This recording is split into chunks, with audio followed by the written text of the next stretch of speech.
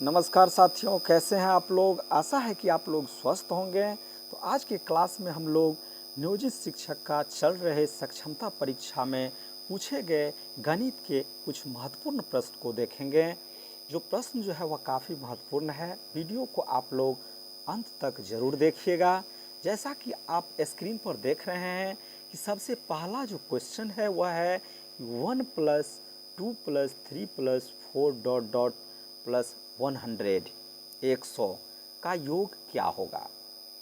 ये आपको 26 तारीख के डेट में ये प्रश्न पूछा गया था। फिर 28 को जो है वह पूछा गया था कि इसी के योग में योगफल जो प्राप्त करेंगे आप, उसके योगफल में 77 से डिवाइड करने पर रिमाइंडर यानी शेष क्या होगा।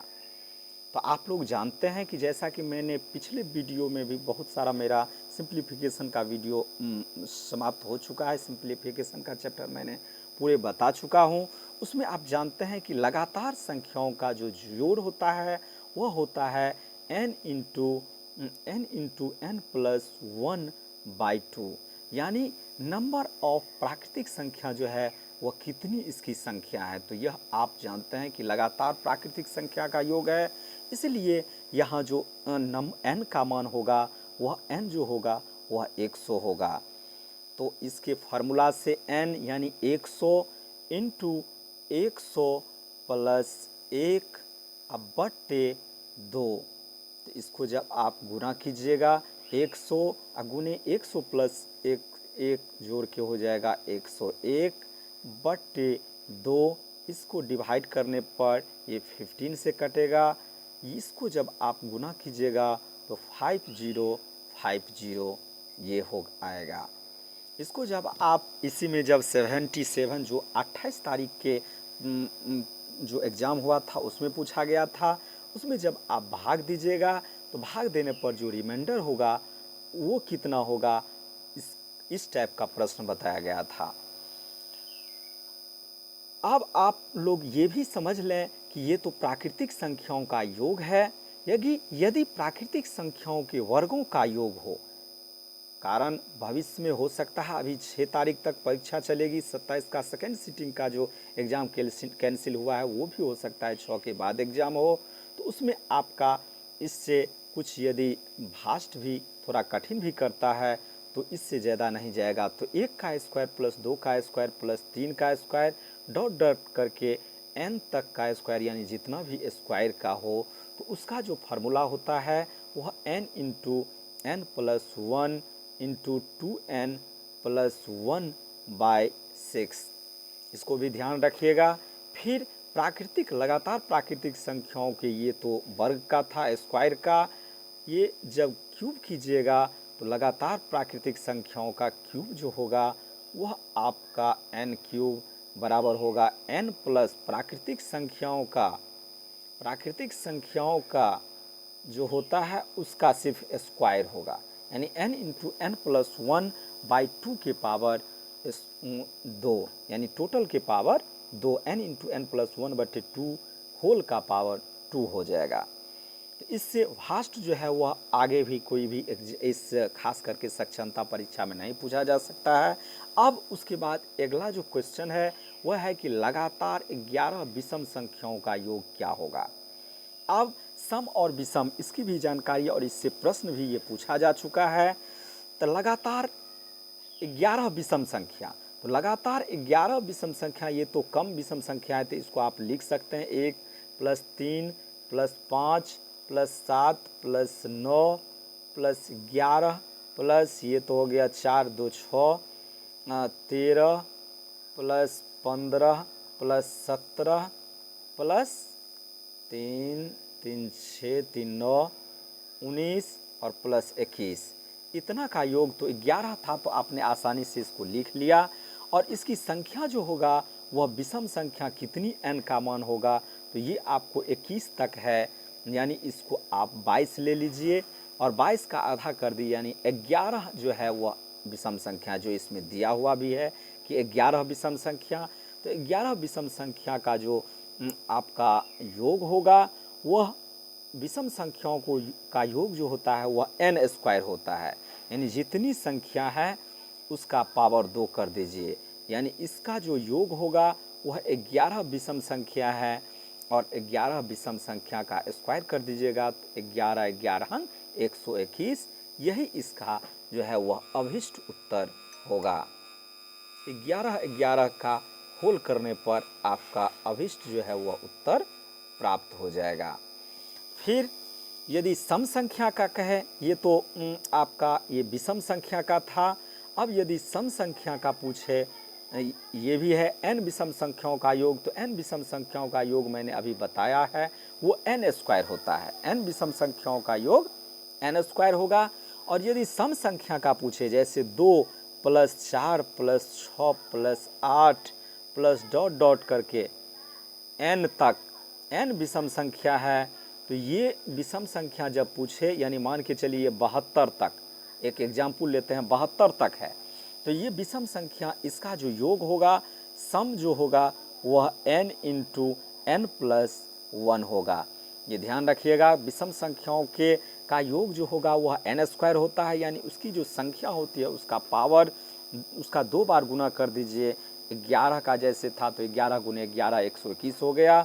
और ये सम संख्या का जो है वह होता है n × n + 1। जैसे ये 72 तक में 36 आपका जो है वह सम संख्या होगा और इसका जो उत्तर होगा यह 36 और 36 + 1 यानी 37। तो 36 और × 37 जब आप कीजिएगा गुना, तो ये हो जाएगा आपका 1332। 1332 जो है वह आपका इसका अभिष्ट उत्तर होगा। तो इससे रिलेटेड जो है वह इतना ही प्रश्न अभी तक पूछा जा चुका है। और भी आपके नज़र में कोई नया प्रश्न हो तो आप ज़रूर जो है वह हमें कमेंट बॉक्स में कमेंट करें और मैं व्हाट्सएप का लिंक इसमें दे दूंगा, व्हाट्सएप पर मुझे मैसेज करें। उसके बाद मैं एक पुनः आप लोगों के लिए जो है वह टोटल प्रश्न को इकट्ठा करके एक मैं जो है वह चैनल पर एक जो है वह पुनः अपलोड कर दूंगा। फिर आप अगले प्रश्न की ओर बढ़ते हैं। अगला प्रश्न है कि ये आपको बनाने के लिए इसको आप लोग बहुत आसानी से समझे होइएगा। एक चीज़ तीसरे चौथा में या तीसरा में भी ये पढ़ाई होता है, भी बोर्ड मास। भी बोर्ड मास इसकी जानकारी ज़रूरत है, कारण अभी तक जो है वह डी मास तक इतना पर सवाल पूछा जा चुका है। हो सकता है यदि इससे आपको भास्ट जाएगा तो ये भी बोर्ड मास यानी बी ब्रैकेट से, ओ से, ऑफ से और भी विनकुलर से, इससे ज़्यादा इससे सवाल नहीं पूछा जा सकता है।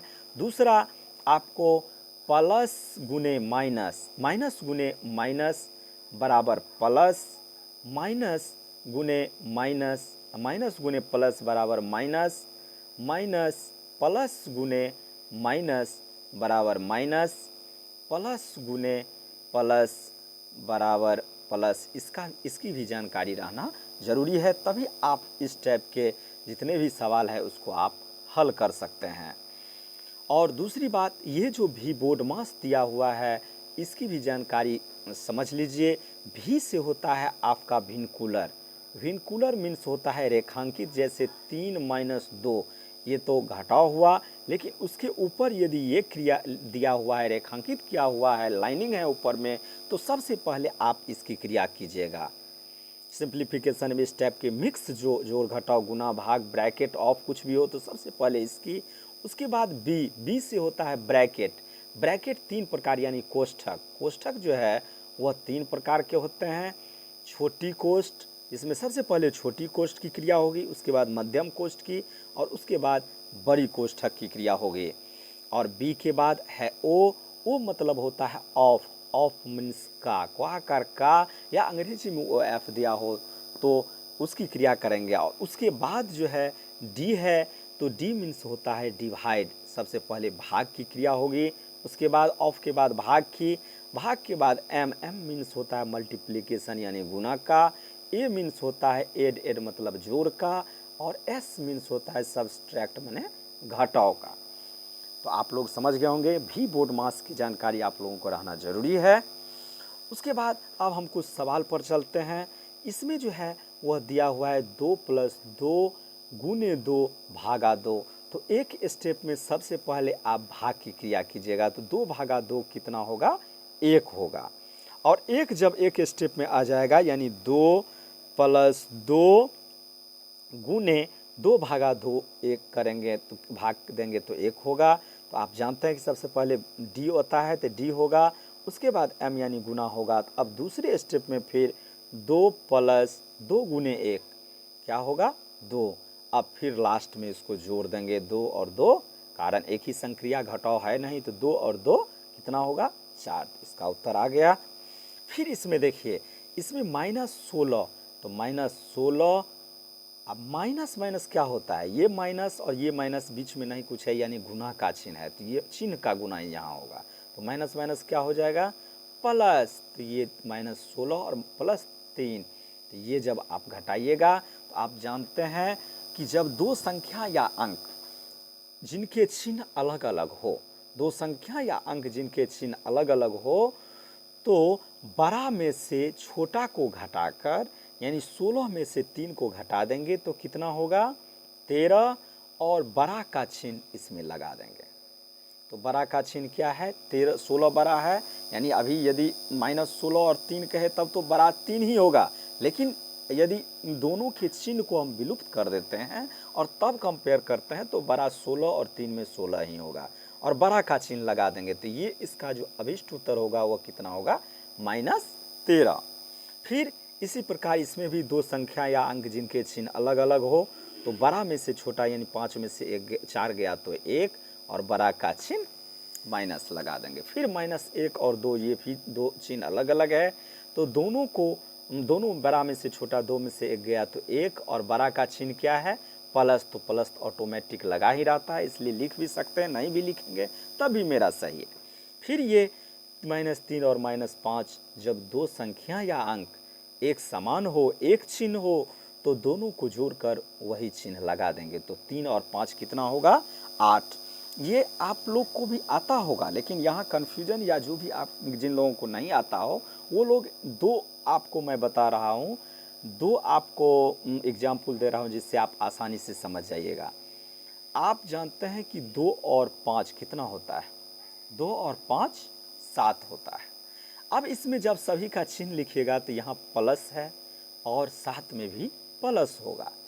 इससे ये रूल निकला कि जब दो संख्या या अंक 2 और 5 आसानी से जोड़ देते थे, तो दो संख्या या अंक जिनके चिन्ह बराबर हो, दोनों को जोड़कर वही चिन्ह लगा दे। तो यहाँ पे चिन्ह 7 लिखिएगा तभी प्लस लगा हुआ ही, यहाँ 2 लिखिए तभी यहाँ प्लस लगा हुआ ही। और दूसरा होता है उसी प्रकार -2 और -5 लिखेंगे तो इसी पर आधारित है कि माइनस कितना होगा 7। फिर एक और है, ये तो एक टाइप में आपको जब चिन्ह सेम हो, और जब चिन्ह आपको अलग अलग हो, -3 + 5, तो इस स्थिति में आप ये तो जानते होइएगा, ये आप जानते होइएगा कि 5 - 3 बराबर क्या होता है 2। 5 - 3 बराबर 2, सबका चिन्ह लिख देते हैं, 5 का प्लस और 2 का भी प्लस। अब क्या हुआ, इसको तो 5 में से 3 आसान से आप निकाल दिए, इसका उत्तर 2, लेकिन रूल इससे क्या बनता है कि जब दो संख्या या अंक जिनके चिन्ह जो है वह हम अपने समझाने के लिए हैं, जैसा कोई फार्मूला या रूल मैंने ऐसा नहीं है जो इसको आप कोई फार्मूला है जिस पर आप बैठा दीजिएगा। तो जब दो संख्या या अंक जिनके चिन्ह अलग अलग हो, तो बड़ा में से छोटा को, तो 5 में से 3 घटा दिए, कितना हुआ 2, बड़ा में से छोटा को घटाकर, और बड़ा का चिन्ह क्या है प्लस, तो यहाँ भी प्लस लगा देंगे। ठीक उसी प्रकार ये जो सवाल अभी दिए हैं कि ऊपर भी ये सवाल है, ये सवाल भी उसी पर है। इसमें से देखिएगा तो ये दोनों अलग अलग चिन्ह है, तो बड़ा में से छोटा को घटा के, यानी 5 में से 3 घटा तो कितना हुआ 2 हुआ, और बड़ा कितना कौन है 5, 5 का चिन्ह क्या है प्लस, तो +2 जो है वह इसका अभिष्ट जो है वह उत्तर होगा। आशा है कि आप लोग समझ गए होंगे। चैनल पर नए हैं तो चैनल को ज़रूर सब्सक्राइब कीजिएगा, क्योंकि आगे जो भी एग्ज़ाम होगा आप लोग हमें क्वेश्चन उपलब्ध कराइएगा। मैथ से रिलेटेड जो भी समस्या होगा उसको मैं अच्छे से समझाऊंगा, कारण क्वेश्चन जो है वह बहुत सारा रिपीटेड हो रहा है, और निश्चित रूप से सभी एग्जाम में सब रोज़ जो है वह 2-4 क्वेश्चन इससे रहता ही है, सिंप्लीफिकेशन सबसे अधिक रहता है। इसलिए आप लोग अच्छे से वीडियो को अंत तक देखिएगा, बहुत ही महत्वपूर्ण क्वेश्चन आगे आने वाला है। अब अगला प्रश्न की ओर बढ़ते हैं। अगला प्रश्न है कि तीन क्रमागत पूर्णांक को, अब तीन क्रमागत पूर्णांक कौन कौन सा हो सकते हैं? तो क्रमागत पूर्णांक जब कहे तो एक यदि x है तो दूसरा x प्लस 1 होगा, और तीसरा जो है वह x प्लस 1 और प्लस 1, यानी एक एक जोड़ करके, जैसे लगातार क्रमागत पूर्णांक जो भी होता है वह 1 2 यानी x प्लस 1, मान के चलिए एक पूर्णांक में तो सभी आ जाता है, सभी धनात्मक और ऋणात्मक संख्या को पूर्णांक कहते हैं, जीरो सहित सभी धनात्मक और ऋणात्मक जीरो सहित को पूर्णांक कहते हैं। तो ये आपका x प्लस 1 और प्लस 1 और फिर 1 जुड़ाएगा तो x प्लस 2, ये तीन आपका क्रमागत पूर्णांक है। ठीक है, अब इसमें कह रहा है कि पहले को आपको 3 से क्रम से गुना, तो 3 को पहले से गुना कर दिए। ठीक है, दूसरे को x 5 से गुना करते हैं तो x प्लस 1, और तीसरे को 2 से गुना करते हैं 2x प्लस 2 बराबर है आपका 99। इसको जब आप हल कीजिएगा, एक मिनट थोड़ा बड़ा कर देते हैं,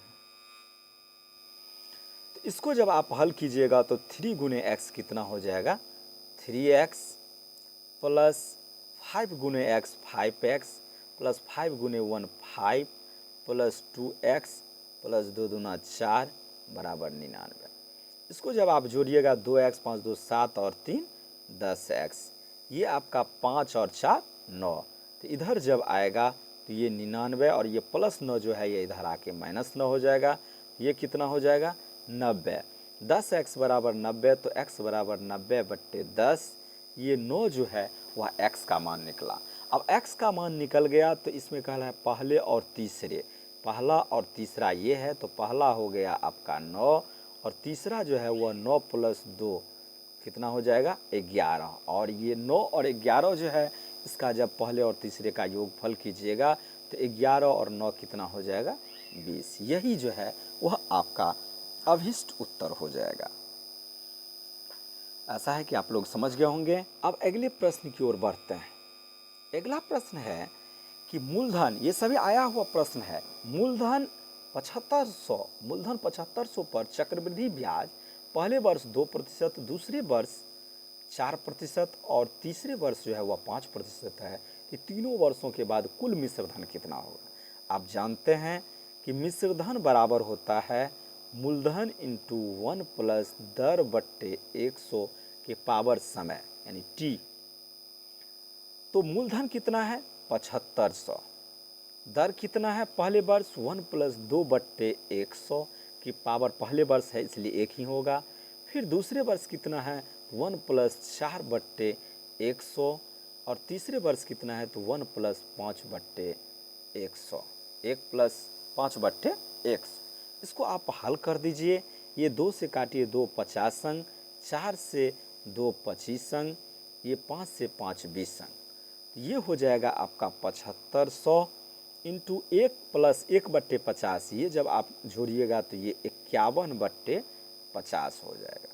इधर जब 1 प्लस 1/25 तो 25 और 1 26/25, इसको फिर जोड़िए 1 प्लस 1/20 तो 21/20, इस सभी को आप गुना कर दीजिए, ये 2 जीरो इसमें से भी कट जाएगा, 5 से 15 पछे 75, 5 से 25, 5 तिया 15, पछे 25, अब ये 5 भी कट जाएगा, ये 5 नहीं, ये तो 51 है, यानी एक ऊपर हो गया आपका 51 गुने 26 गुने 21 गुने 3 बट्टे नीचे जो है वह 5 गुने ये 20, इसमें भी फिर कटेगा 26 और 20 कटेगा, गुना करके जो होगा वही जो है वह अभिष्ट उत्तर होगा।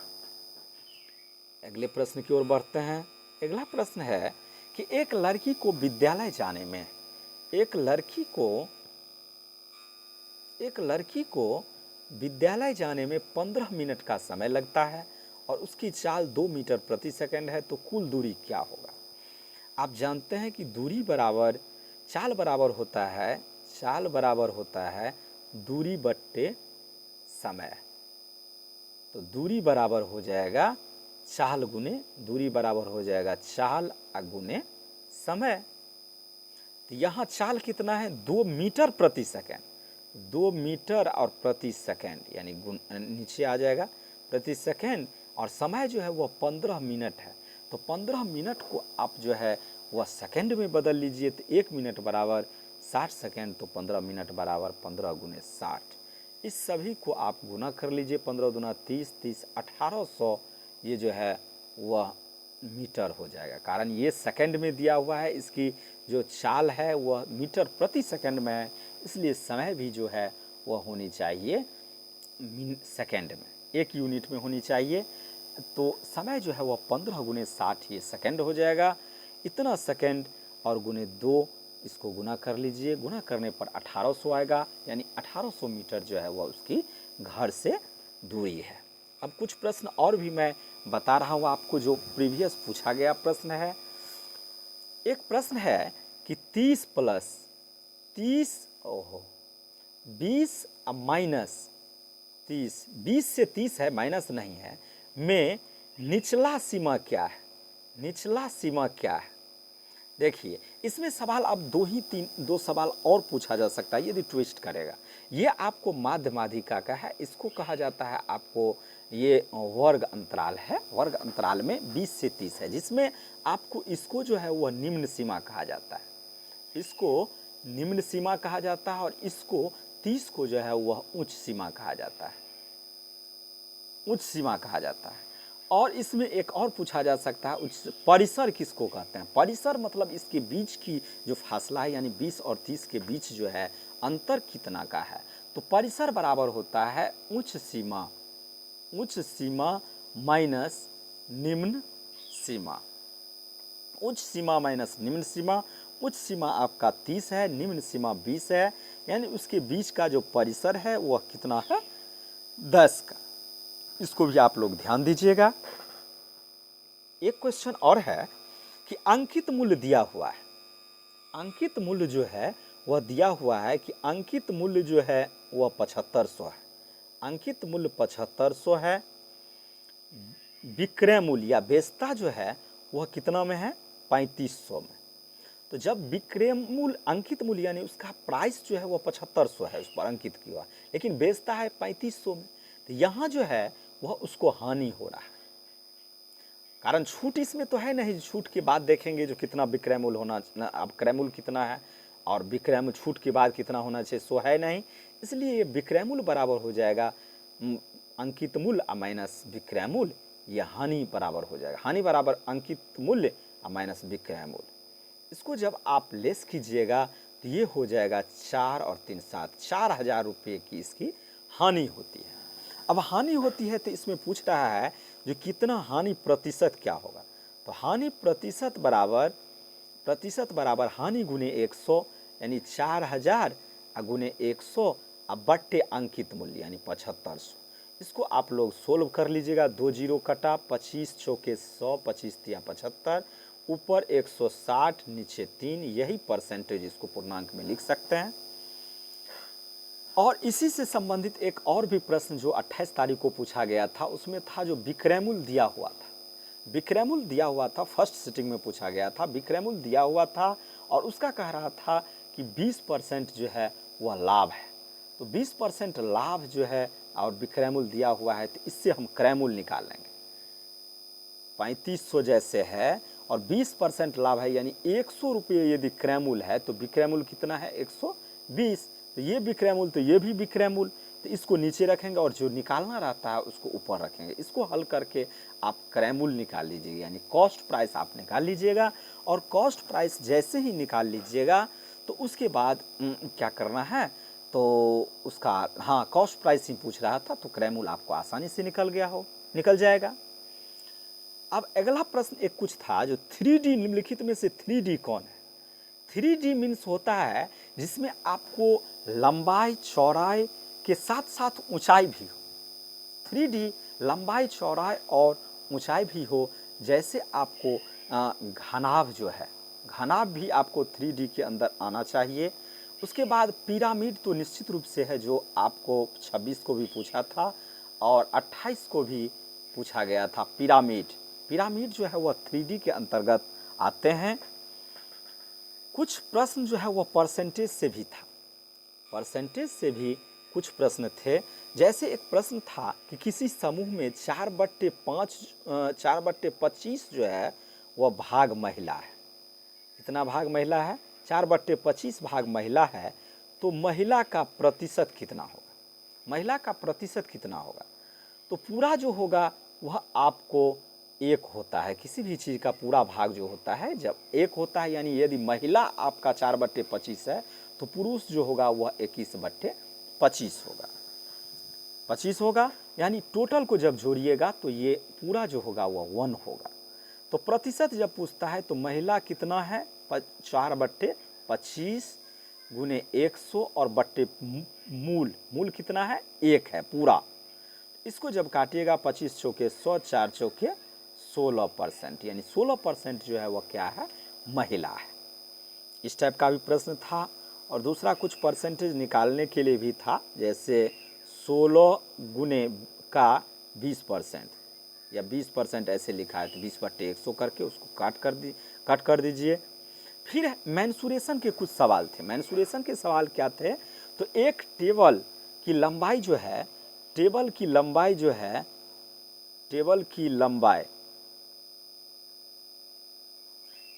लंबाई जो था वह 2.2 मीटर और चौड़ाई जो है वह आपका 1.5 मीटर। तो कहता है ये आयताकार है, टेबल है, तो टेबल का जो ऊपरी भाग होता है वह आयताकार होता है।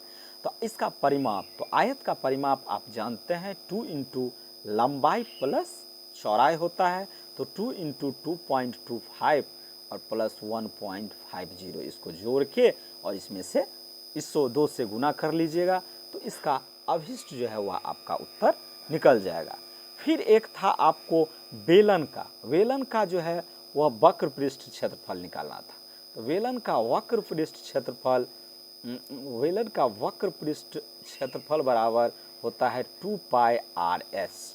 तो इसमें R का मान दिया हुआ था, H भी दिया हुआ था और उससे आप आराम से जो है वह वक्र पृष्ठ क्षेत्रफल निकाल लीजिएगा। और ये दोनों चीज़ दिया हुआ है, कहीं आयतन पूछ दे तो आयतन बराबर वक्र बेलन का होता है πr², H शंकु का होता है आयतन 1/3 πr², H।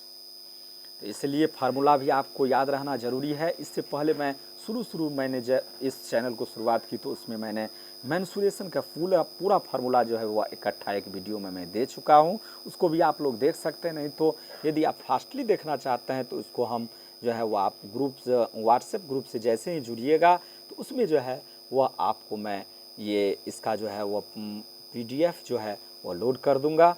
ये आप आसानी से सभी फार्मूला को देख के जाइएगा। हो सकता है 2-4 क्वेश्चन उससे भी पूछा जा सकता है। एक प्रश्न और था कि 0.000216 का घनमूल जो है वह निकालिए। इसका घनमूल क्या होगा? देखिए ऐसे सवालों में आप लोग कन्फ्यूजन नहीं, दशमलव की बात इतना मत कीजिएगा, या नहीं तो आप ये दशमलव को हटा करके बट्टे 3 6 गो अंक है उसके बाद 6 जीरो दे सकते हैं। 3 और 3 6 हो गया। या नहीं तो वैसे दूसरा तरीका भी मैं बता रहा हूँ। तो 0 इससे पहले कोई वैल्यू नहीं, 216 है और 216 जो है वह 6 का क्यूब होता है। 6 का क्यूब 6 गुने 6 गुने 6। तो इस प्रकार इसका जो क्यूब निकलेगा वह 6 निकल जाएगा बाहर। और नीचे जो है वह आपका 2 2 4 2 6 जीरो है, इसका भी जो क्यूब होगा यह 10 की पावर 2 इसका क्यूब, यानी यह 100 का क्यूब हो सकता है, 100 का क्यूब होगा। तो 100 का क्यूब यानी 10 का स्क्वायर यानी 100 ये हो जाएगा। अब 6 में 100 से जब भाग दीजिएगा तो 0.06 आएगा। ऐसे भी आप निकाल सकते हैं।